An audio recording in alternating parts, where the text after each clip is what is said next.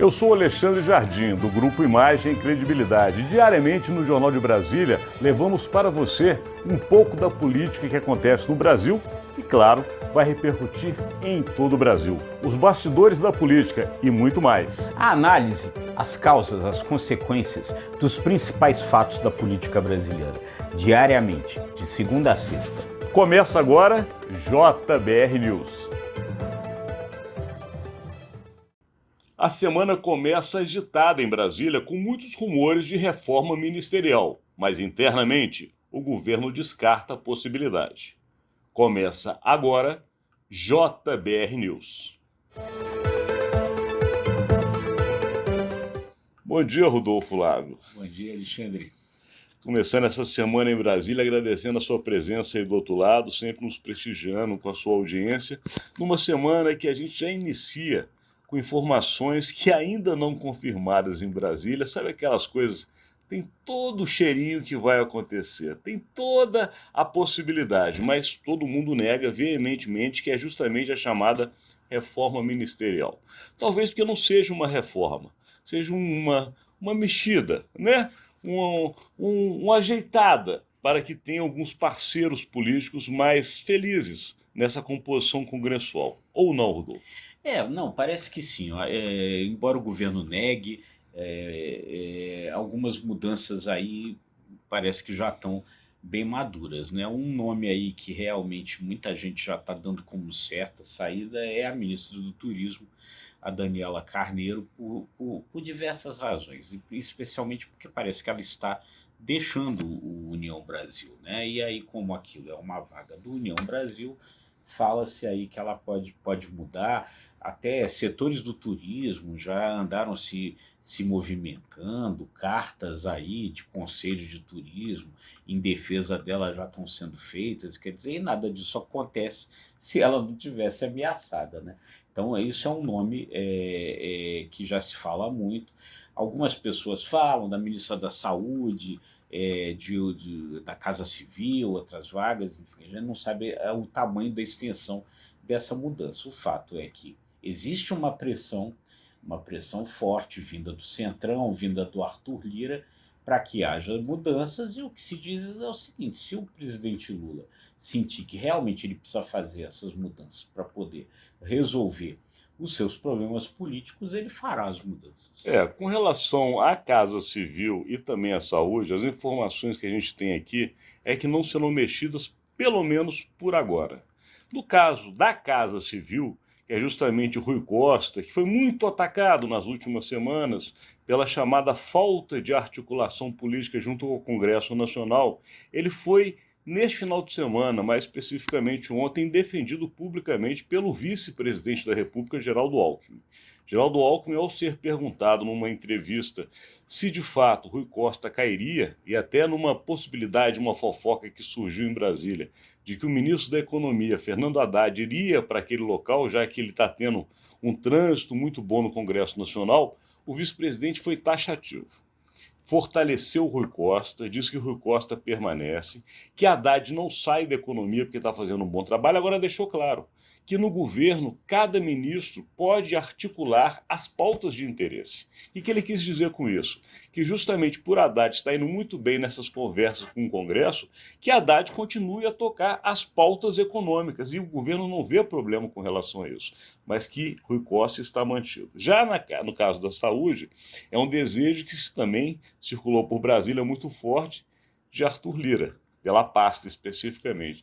Mas também o que se fala nos bastidores é que se Arthur Lira ganhasse agora a saúde, de fato o governo estaria mostrando que está subordinado a ele. Então a pasta do turismo poderia ser um afago sem uma carimbada. Perfeito, perfeito, é isso mesmo.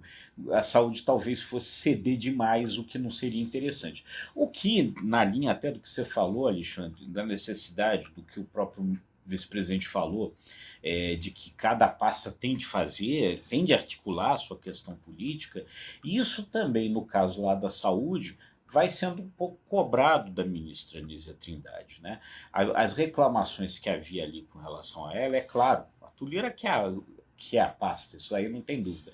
Mas há uma reclamação de que ela não estaria fazendo as nomeações, né, de segundo escalão na pasta, segurando, deixando interinos e não fazendo. Parece que as informações é que ela foi chamada pelo presidente Lula e que deu a ela a determinação de fazer as nomeações, coisa que ela parece que agora começará a fazer.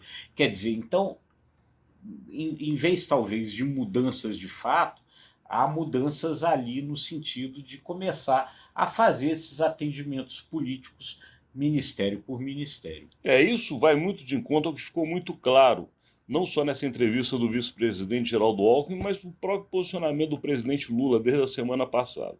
Se tem 2 pontos que o governo agora vai focar, e ele entendeu que é fundamental, é a articulação com o Congresso.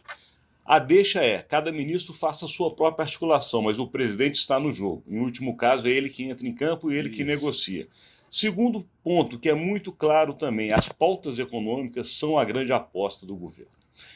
Tanto com relação ao arcabouço fiscal, que está com previsão de ser votado, pelo menos iniciar a discussão em plenário amanhã no Senado Federal, mas também a reforma tributária, que apesar de não ter vindo com o relatório, como você explicou para quem está do outro lado na semana passada, ela já é uma pauta de muito interesse do governo, porque o vice-presidente também, Geraldo Alckmin, ressalta, é a pauta que vai permitir ao governo fazer entregas para populações, não somente para as populações mais carentes, mas como também para a classe média e agradar o setor produtivo. Portanto, ele vê essa pauta como fundamental nas entregas do governo e chegou até a minimizar os últimos ataques do presidente Lula, dizendo que o Lula, ao ser visto com Maduro, elogiar o Maduro, segundo o Alckmin, foi justamente para tentar receber o dinheiro que a Venezuela ainda não pagou para o Brasil.